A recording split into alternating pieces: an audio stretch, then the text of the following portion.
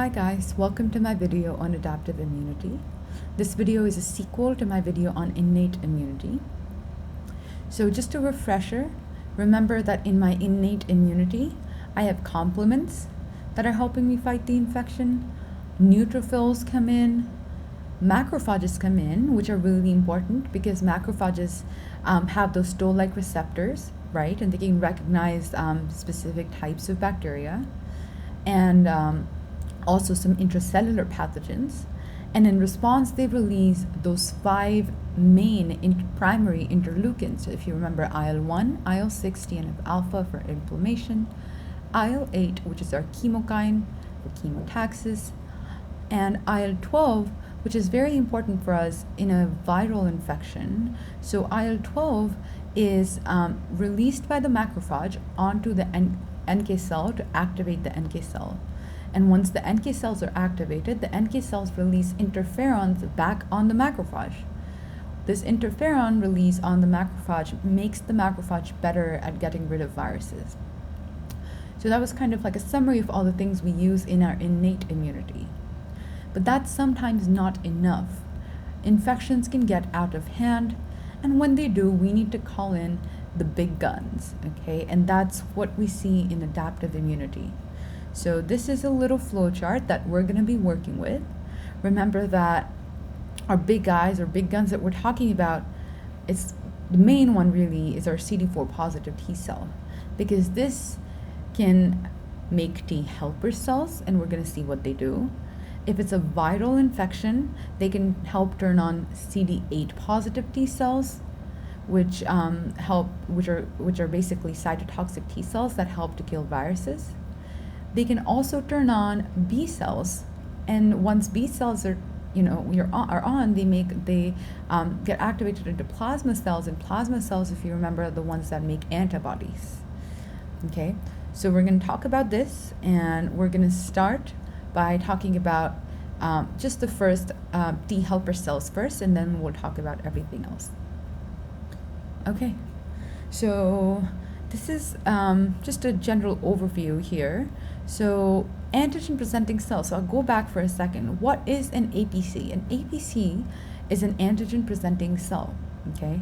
When the innate immunity fails, then we need certain cells to go and wake up this CD4 positive T cell, okay?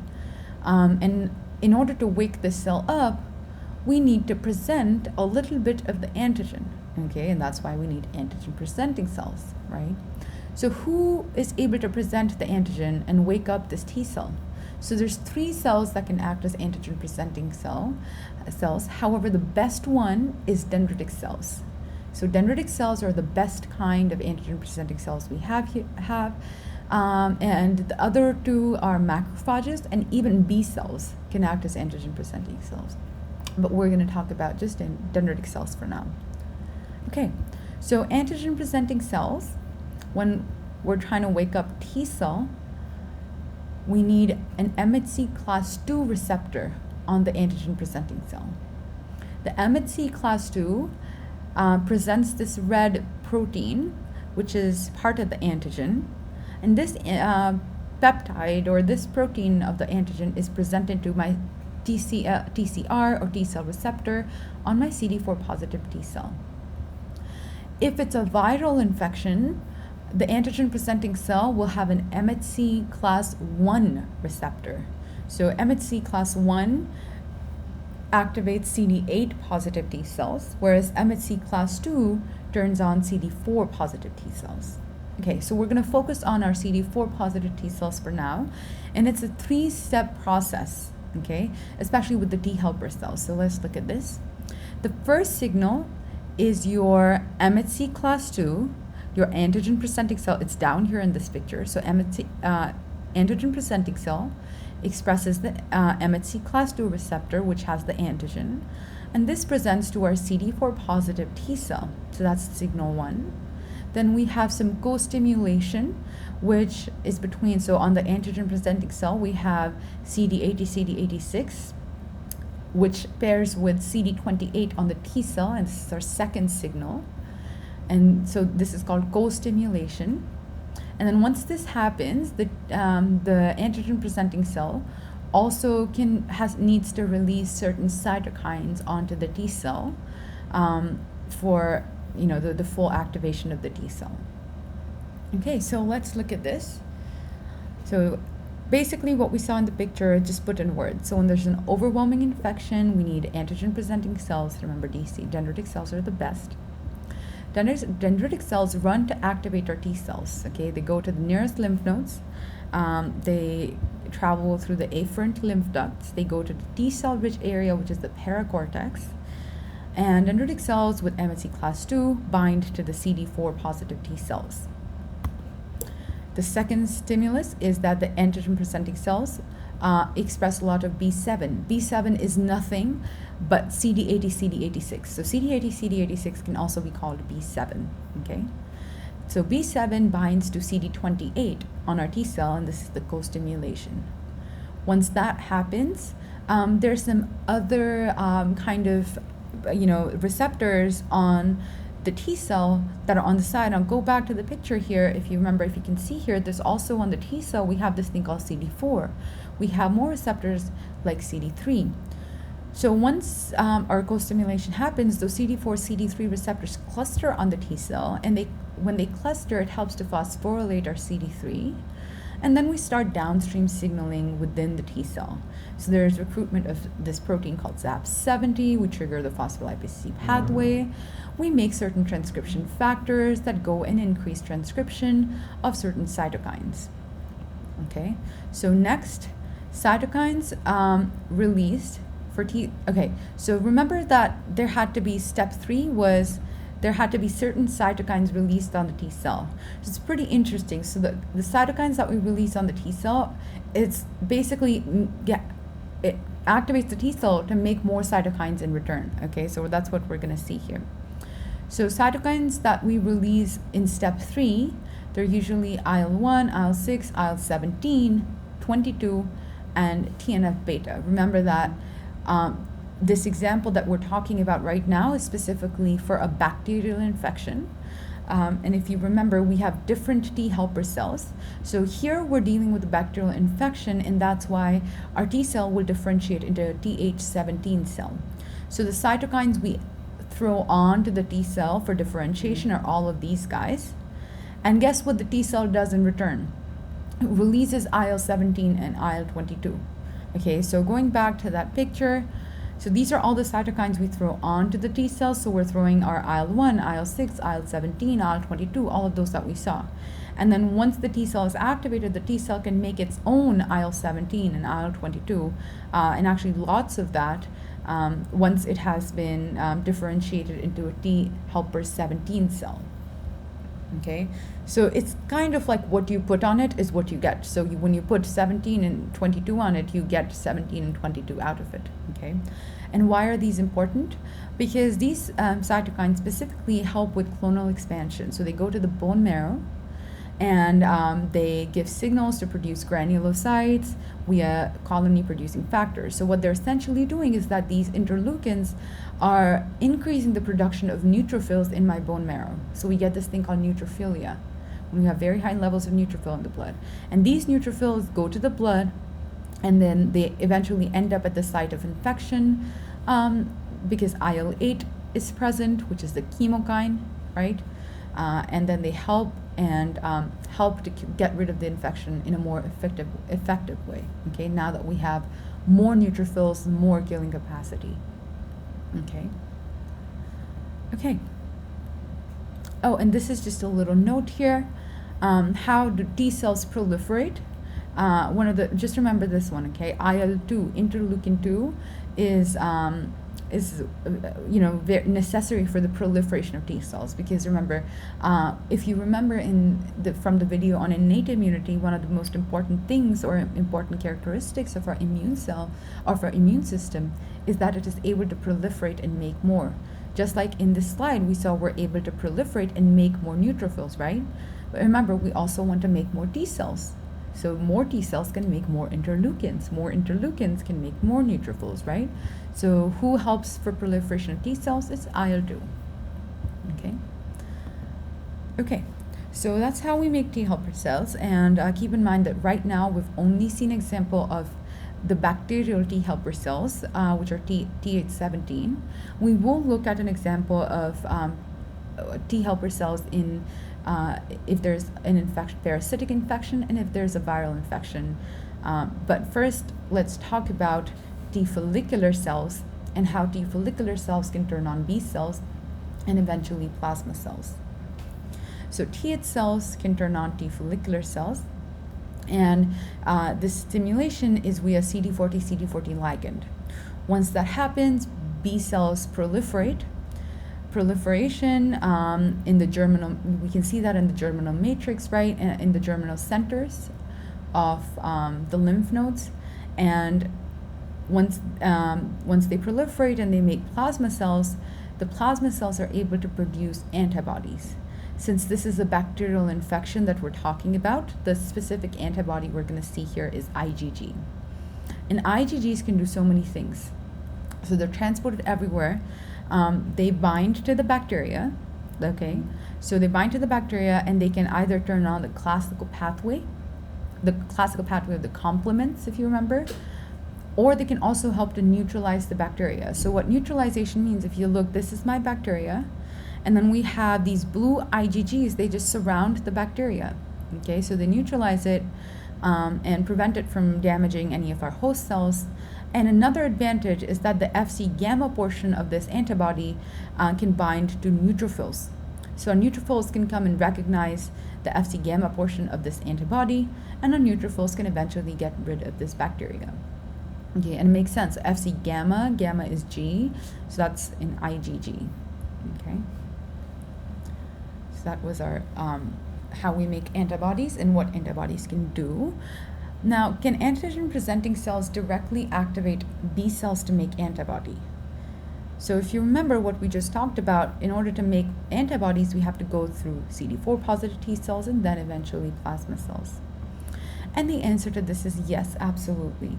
So antigen-presenting cells can directly turn on B cells, and we call this process T-independent B cell activation, compared to that T-dependent one that we just talked about with the CD40 ligand interaction.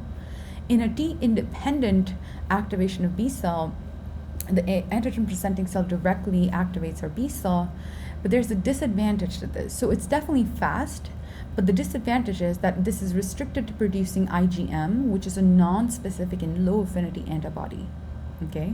So one of the things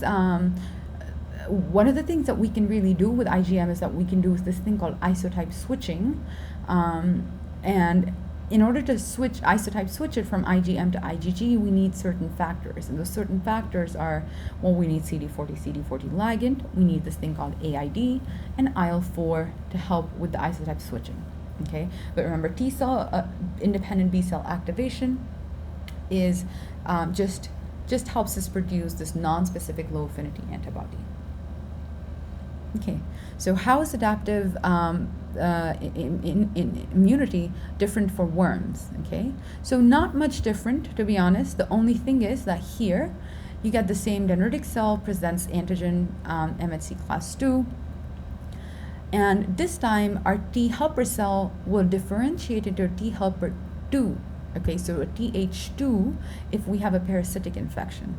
And remember, what we put on the T cell, so in this case IL-4, IL-5, is what we get out, right? So we get IL-4, IL-5, and also IL-13 is what this releases. What do these interleukins do? They go to the bone marrow, they increase the production of eosinophils. Eosinophils can go to increase peristalsis in the gut, mucus production in the gut, and eventually help get rid of the parasitic infection. They can also surround the worm and start kind of degrading the cell membrane of the worm and eventually kill the worm. Another thing this T helper cell can do, it can differentiate into a T follicular cell where it can turn on B cells using that CD40 ligand. B cells can differentiate into plasma cells using IL-21.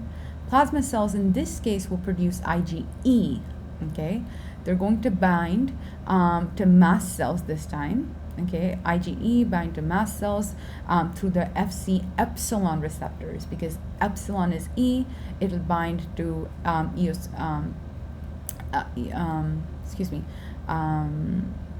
mast cells and eosinophils.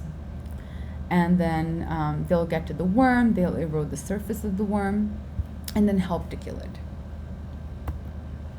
Okay, so for viruses, how is innate immunity any different from adaptive immunity? So if you remember innate immunity, we talked about our NK cells for viruses. So we have our NK cells, and NK cells help to kill the infected cell, right? We also have this thing called an antiviral state, where once the virus comes in, the infected cell can release certain interferons on the non-infected cells to protect it from the viruses. And that's called antiviral state. In the adaptive immunity, however, we need our CD8 positive cytotoxic T lymphocytes, okay? Or we can also have some antibodies that can surround the virus and neutralize it. Let's look at that really quick. So antigen presenting cells, CD4 positive T cells, CD8 positive T cells. These are the two players that we're going to be needing in the viral infection. Okay, so sorry this picture is not very clear, but we have our dendritic cell, and in order to activate our CD8 positive T cell using MHC class 1, the dendritic cell has to also activate CD4 positive T cells using MHC class 2 simultaneously. So in order to activate CD8 positive T cells, we have to activate CD4 positive T cells, okay? It can't be just one. So MHC class 1, peptide, presenting the peptide to our cytotoxic T cell or a CD8 positive T cell. Okay, so for viruses, remember that in the innate system, like we talked about, we only have NK cells, right? And they're working, they hook up with the ligand that can bind KAR, and that's the signal to kill. Complements are not a player in viruses because there is no plasma membrane in viruses, right? So complements won't be able to form any kind of pores in the plasma membrane, right, that MAC attacks, so it makes no sense. But we do use NK cells in the antiviral state. The adaptives is a little different. The adaptive, we see a much stronger, when there's a much stronger infection with viruses, our dendritic cell, like we said, has to turn on both our MHC2 and our MHC1 CD8 cells. So let's look here. Our MHC2 CD4 positive T cell, this time will differentiate into TH1, okay, so TH1 for viruses. So TH17 for bacteria, TH2 for worms and parasites, TH1 for viruses. Our our TH1 T helper 1 cells will release interleukins, like they always do. In this case, it will be interleukin 12. Interleukin 12 is really important to help activate those CD8 positive T cells. So IL-12 will drive up the expression of CD8, and we will be able to turn on our MHC1 CD8 positive T cells. Okay, and these are really the main guys that help to clear viral infections. So once they're activated, we call them cytotoxic T lymphocytes. Cytotoxic T lymphocytes kill using perforin enzyme or granzymes and fast ligand. Okay. Now your TH1 can do more things. TH1 can not only make IL-12, but it can also make T memory cells, but it can also become a T follicular cell, which can help B cells produce antibodies. And like we saw, antibodies can help neutralize the virus. So they surround the virus and they prevent the virus from entering into the host cells or causing any damage to the host. Okay, so this is your summary of very kind of quick and dirty summary, I would say, of your adaptive immune system. And I know this was kind of quick, but I hope this helps to give you at least some idea of how this works. And if you haven't seen my video on innate immunity, I would recommend you go watch that as well. Thank you for your time.